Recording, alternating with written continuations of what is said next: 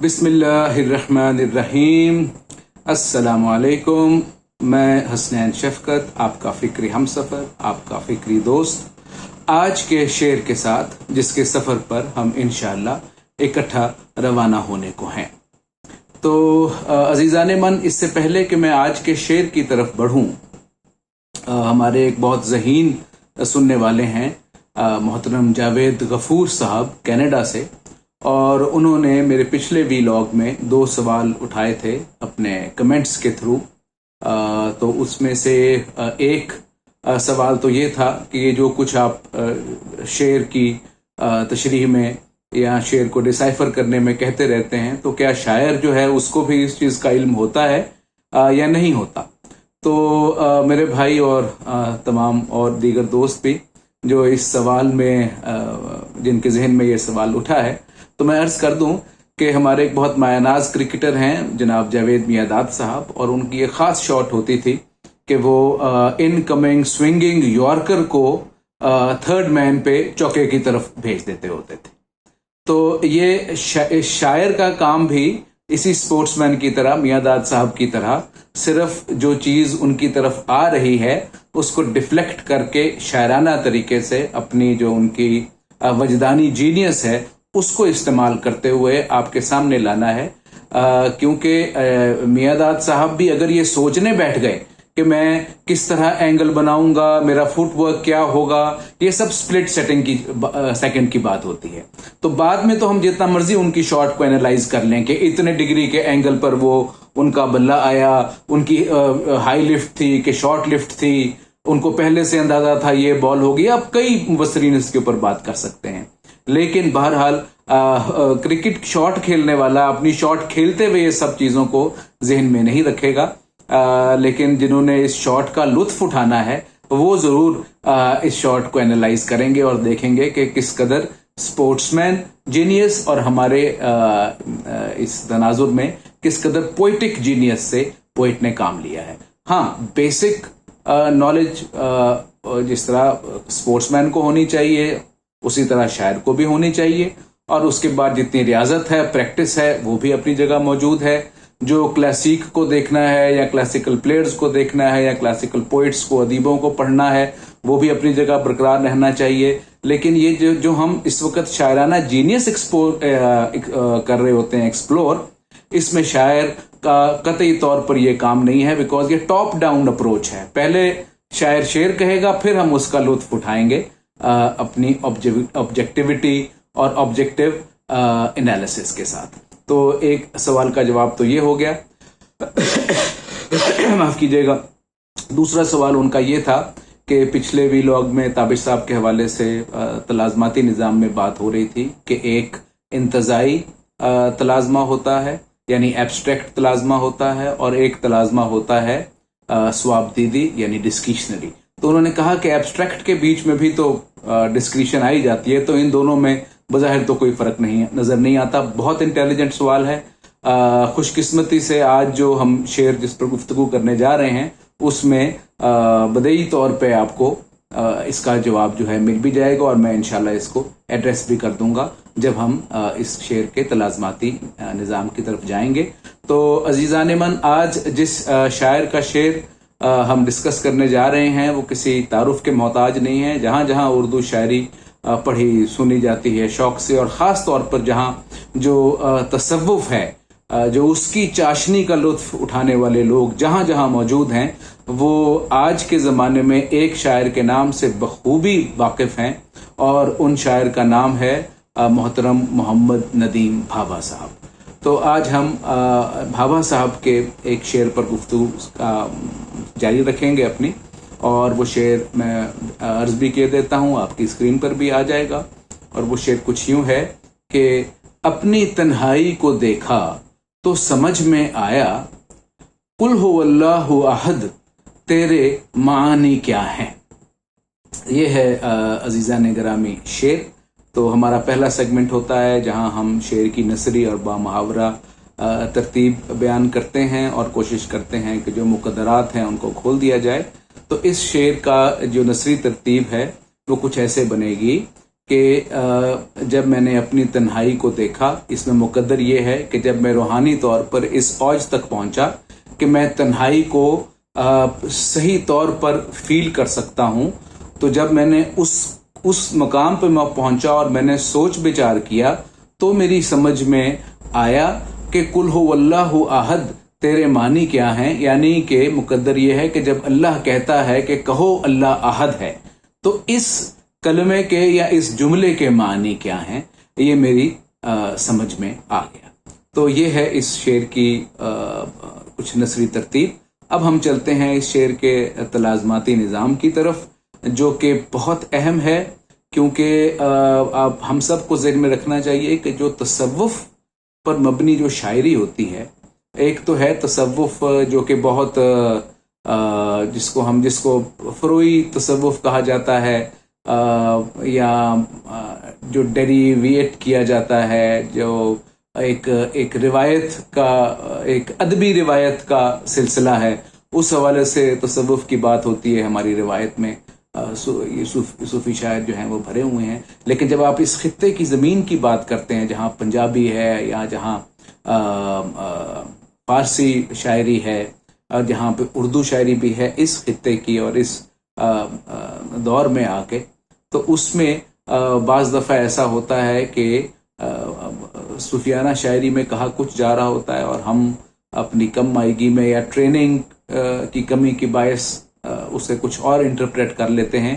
اسی لیے صوفیانہ شاعری جو ہے اس کو بہت دھیان سے اور بڑے طریقے سے پڑھنا چاہیے، اور جہاں بھی آپ کو کچھ شک محسوس ہو، آپ کے دل میں آئے کہ یہ بات جو ہے یہ یا قرآن یا حدیث کے منافی ہے، تو آپ کو فٹافٹ فوراً تحقیق کی طرف جانا چاہیے، تاکہ اس شاعری کے اصلی معنی آپ پر کھل سکیں، جیسا کہ اب ہم یہاں پہ کوشش کریں گے. تو شعر پھر سن لیجئے کہ اپنی تنہائی کو دیکھا تو سمجھ میں آیا، قل هو اللہ احد تیرے معنی کیا ہیں. اس میں بظاہر ایک مقصد، ایک منظر بلاسفیمی کا یا توہین کا نکل سکتا ہے. یعنی انسان کی کیا مجال کہ وہ اپنی تنہائی کو دیکھے اور اس کو اللہ کا احد ہونا سمجھ آ جائے. ہاں جی، بڑی کلیئر بات ہے نا. اور ویسے بھی جو صوفیانہ شاعری ہیں، اور ندیم بھابھا صاحب تو باعمل صوفی بھی ہیں، باقاعدہ سلسلے میں بیعت بھی ہیں اور بہت فعال رول ادا کرتے ہیں اس قادری سلسلے میں. تو ان سے تو یہ امید بالکل بھی نہیں کی جا سکتی، بیکاز جو تصوف ہے اس کے جو پیچھے آپ چلتے جائیں تو حضرت علی سے، مولا علی سے اس کے سلسلے جا ملتے ہیں. اور مولا علی نے یہ فرمایا کہ جس نے اللہ کی طرف اشارہ کیا اس نے اس کو محدود کر دیا، جو کہ تقریباً شرک کے برابر ہے. تو یہ کیسے ہو سکتا ہے کہ ایک باعمل صوفی اور ایک صوفی شاعر ایسی کوئی بات کرے جو کہ علی نے جو ہمیں سمجھایا ہے اسی کے منافی ہو؟ تو یہ تو ممکن نہیں ہے. تو اسی وجہ سے ذہنی رو جو ہے وہ اس طرف چلی کہ اس شعر کو تھوڑا سا ڈسائفر کیا جائے اور آپ کے ساتھ اس کو شیئر بھی کیا جائے. سب سے پہلے ہم اس تلازماتی سلسلے میں بات کر لیتے ہیں. جناب جاوید غفور صاحب کے سوال کا جواب دے دیتے ہیں اس میں کہ دیکھیں، اپنی تنہائی کو دیکھا تو سمجھ میں آیا، قل هو اللہ احد تیرے معنی کیا ہیں. تو اس میں جو انتزاعی اور جو ایبسٹریکٹ منظر بن رہا ہے وہ یہ بن رہا ہے کہ ایک بات ہو رہی ہے قل هو اللہ احد، یعنی کہو کہ اللہ احد ہے. تو جب آپ ایک جملے سے ہی، جملے کا مطلب ہے کمیونیکیٹ کرنا، جملہ تو صرف آپ سے بات کرتا ہے، آپ تو جملے سے بات نہیں کرتے ہیں. تو یہ ہے یہاں پہ انتزاعی تلازمہ، یعنی ایبسٹریکٹ کے پردوں میں بات کی گئی ہے.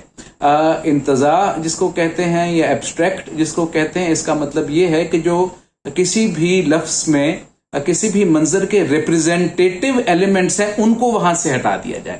تو ٹھیک ہے، ثوابدید ضرور آتی ہے قاری کی انتزاع میں، ایبسٹریکٹ میں، لیکن اس کے اشارے موجود ہوتے ہیں. تو یہ ہے انتزاعی تلازمہ اس شعر میں.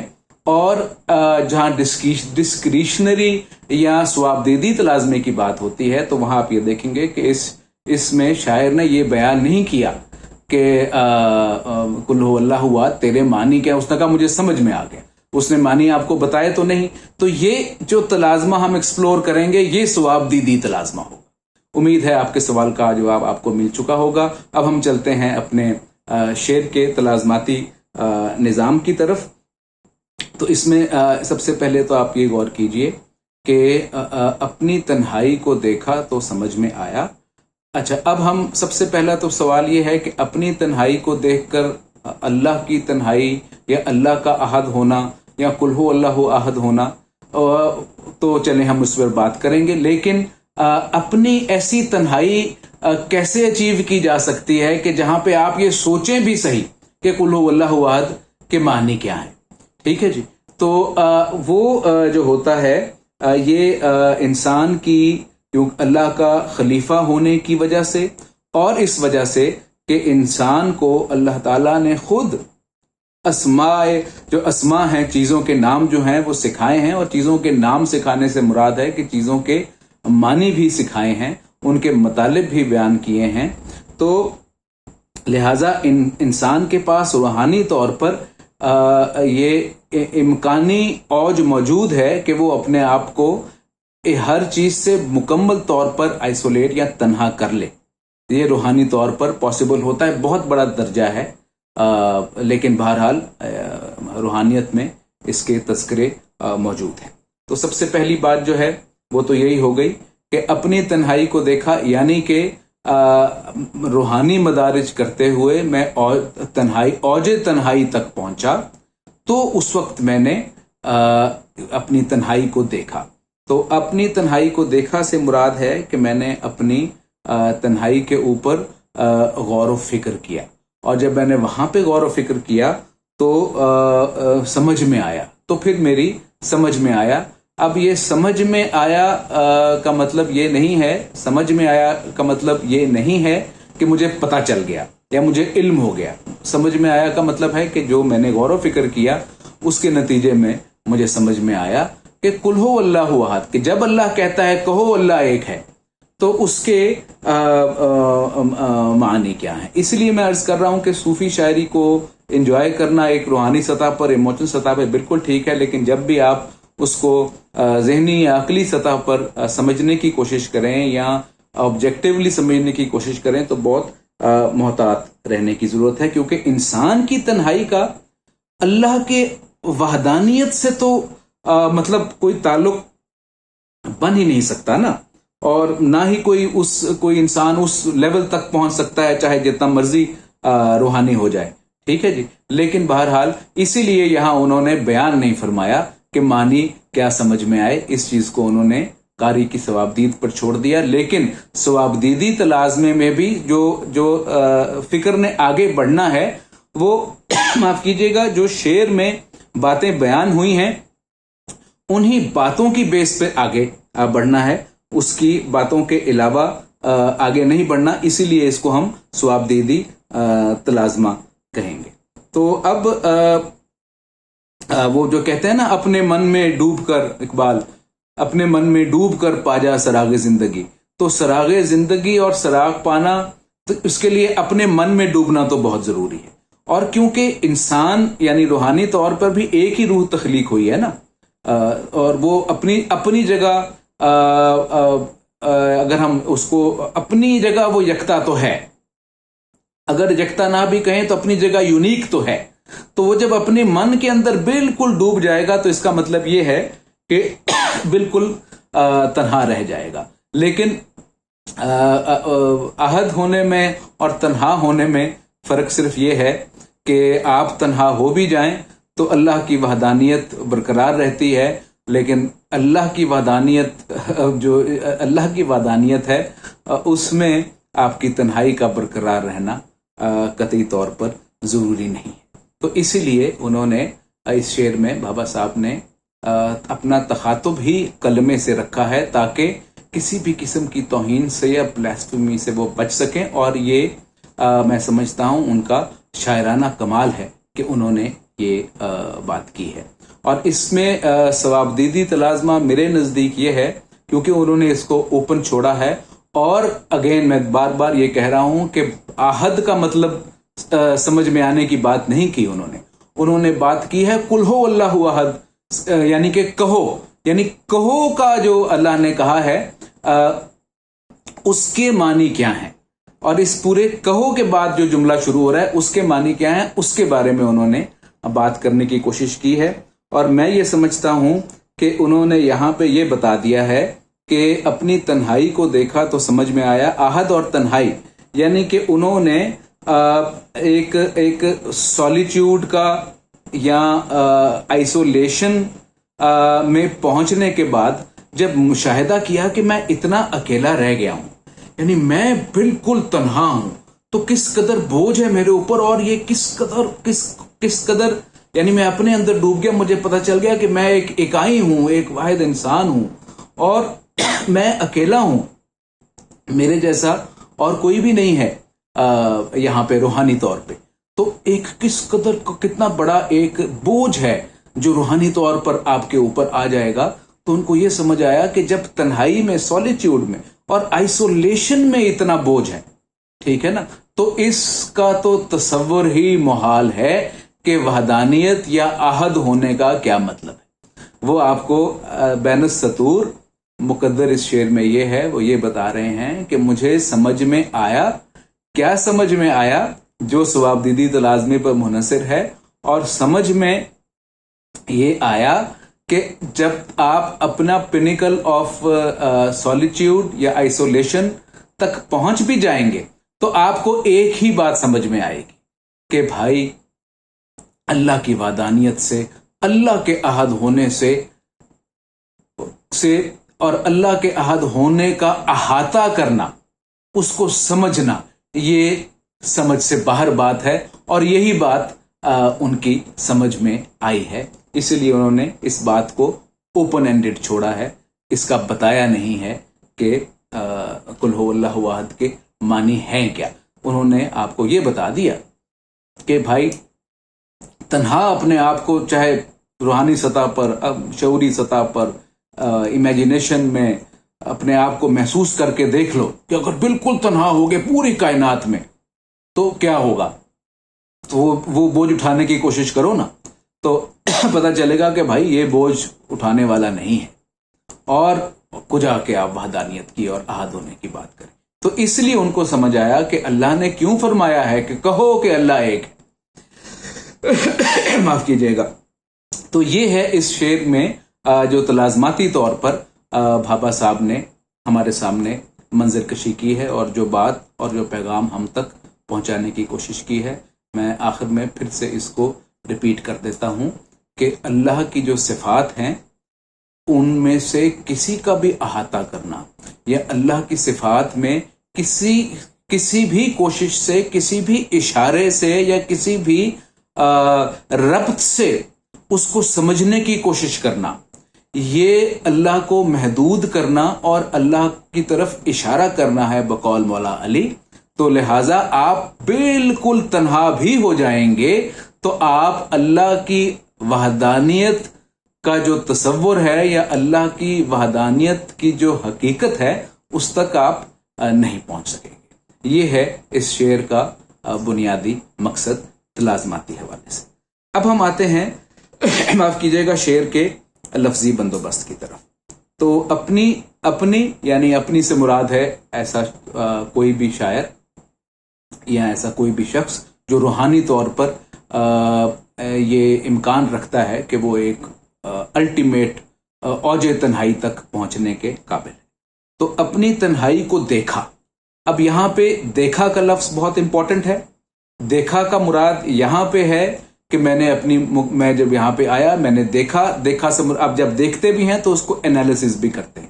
اور یہاں میں ایک اور اس حوالے سے بات کرنا بہت ضروری سمجھ رہا ہوں کہ جو تقوی ہے اس کی جو ڈیفینیشن محمد اسد صاحب نے اپنی انگلش ٹرانسلیشن میں کی ہے، وہ ہے بینگ کانشیس آف گاڈ، یعنی اللہ کی طرف سے خبردار رہنا. اس کا مطلب ہے تقوی. اور قرآن میں مجھے موقع ملا تو شاید اس پہ کوئی تفصیلی بات بھی کروں گا، لیکن قرآن میں بھی کہا ہے کہ جو عقل ہے، جو شعور ہے، جو ریزن ہے، جو لاجک ہے، وہ تقوی کے تھرو آتا ہے. اور لاجک کا مقصد صرف ایک ہے کہ حق کو اور حق میں اور باطل میں تمیز کر لی جائے، سچ میں اور جھوٹ میں تمیز کر لی جائے. یہی ریزن ہے، یہی شعور ہے، یہی عقل ہے، یہی تقوی ہے. تو اپنی تنہائی کو دیکھا. اب دیکھیں اس تناظر میں دیکھا کس قدر اہم لفظ ہے کہ شعور کو اپلائی کیا گیا ہے، اور شعور کو اپلائی کرنا حق اور باطل ہے. اور حق اور باطل میں انہوں نے نتیجہ کیا نکلا کہ اللہ کی صفات تک رسائی کسی بھی حوالے سے معاف کیجیے گا ممکن نہیں. تو سمجھ میں آیا، اب سمجھ میں آیا، پتہ چلا، خبر ہوئی، علم میں آیا، علم ہوا نہ، سمجھ میں آیا. اب دیکھیے شاعر کس قدر باریکی میں جا کر وجدانی طور پر لفظوں کا استعمال جو ہے اس کو برتتا ہے. تو سمجھ میں آیا، یعنی میری سمجھ میں یہ آیا، صحیح یا غلط بھی ہو سکتا ہے. یہاں شاعر نے ایک اپنی ایک طرح سے اپنے آپ کو بچا بھی لیا کسی بھی قسم کی گستاخی سے کہ مجھے یہی سمجھ میں آیا. قل هو اللہ احد، تیرے معنی کیا ہیں؟ ٹھیک ہے جی. تو قل هو اللہ احد پورا انہوں نے اللہ احد تیرے معنی کیا ہے نا، قل هو اللہ احد تیرے معنی کیا ہے. تو یہاں جو انہوں نے تیرے کا لفظ استعمال کیا ہے، جو پروناؤن استعمال کیا ہے، یہ بہت ضروری تھا یہاں پہ استعمال کرنا تاکہ پتہ چلے کہ تخاطب جملے سے یا کلمے سے ہو رہا ہے. ٹھیک ہے. اور یہاں پہ کیونکہ ایک اور بحث بھی ہے جس میں اس وقت نہیں پڑھنا چاہوں گا کہ قرآن پاک کو مخلوق بھی سمجھا جاتا ہے. تو جب قرآن پاک اگر مخلوق ہے تو پھر جو اس کے اندر الفاظ ہیں، جو کلمات ہیں، وہ بھی مخلوق ہوئے. تو اس لیے یہاں پہ الفاظ کو اور کلمات کو مخلوق تصور کرتے ہوئے ایک عجیب طرح کی روحانی چاشنی پیدا کی گئی ہے کہ یعنی کہ آپ کو لگ رہا ہے کہ آپ جو قرآن جو ایک کتاب منیر ہے، آپ اور اللہ تعالیٰ نے آپ کی ہدایت کے لیے اتاری ہے، آپ اس کتاب کے ساتھ بات بھی کر سکتے، آپ اس کتاب کے ساتھ ڈائیلاگ بھی کر سکتے ہیں. یہ بہت خوبصورت نقطہ ہے جو تیرے کے صرف ایک لفظ تیرے کے استعمال سے آپ دیکھیں گے کہ شاعر نے کس خوبصورتی سے کھولا ہے. اور تیرے معانی کیا ہیں؟ تو معنی میم این نون چھوٹی اے سنگولر مطلب، معانی میم این الف نون چھوٹی اے مطالب، اس کے کئی مطلب ہو سکتے. تو تیرے معانی کیا ہیں؟ یہاں بھی آپ یہ لفظ دیکھیں، گہری معنویت کا حامل ہے. معنی کے نہ تو فصاحت میں گرامیٹیکلی استعمال ہو سکتا ہے، یعنی نہ درست ہے نہ فصیح ہے اگر معانی کو معنی کی جگہ استعمال کیا جائے. لیکن کیونکہ یہاں بات غور و فکر کی ہو رہی ہے، اور غور و فکر جو ہے وہ صرف حق و باطل میں تمیز ہے، یہی شعور کا تقاضا ہے، تو پھر اس کا مطلب یہ ہے کہ صرف ایک چیز پہ بات نہیں ہوگی، تمام امکانات کے اوپر بات ہوگی. اور یہاں پہ معانی کہہ کر انہوں نے ایک اور جو ثوابدیدی تلازمہ ہے اس کے دروازے کھولے ہیں کہ آپ خود بھی سوچئے، میں اس کے ایک سے زیادہ معنی بھی ہو سکتے ہیں.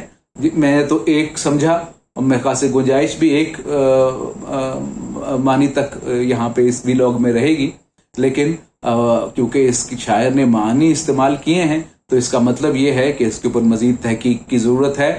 آپ بھی تحقیق کریں، میں بھی اس کے اوپر ضرور تحقیق کروں گا کہ اس کے اور معنی اور مطالب کیا ہو سکتے ہیں. اگر ندیم بھابھا جیسے شاعر نے، عملی صوفی نے معانی کا لفظ استعمال کیا ہے جو کہ الفاظ کے استعمال کو جانتا ہے، جیسا کہ ہم نے یہاں اوپر دیکھا، تو پھر یقیناً اس شعر کے اوپر مزید غور و فکر کی اور مزید سوچ بچار کی گنجائش موجود ہے، اور ہمیں ضرور اس طرف جانا چاہیے.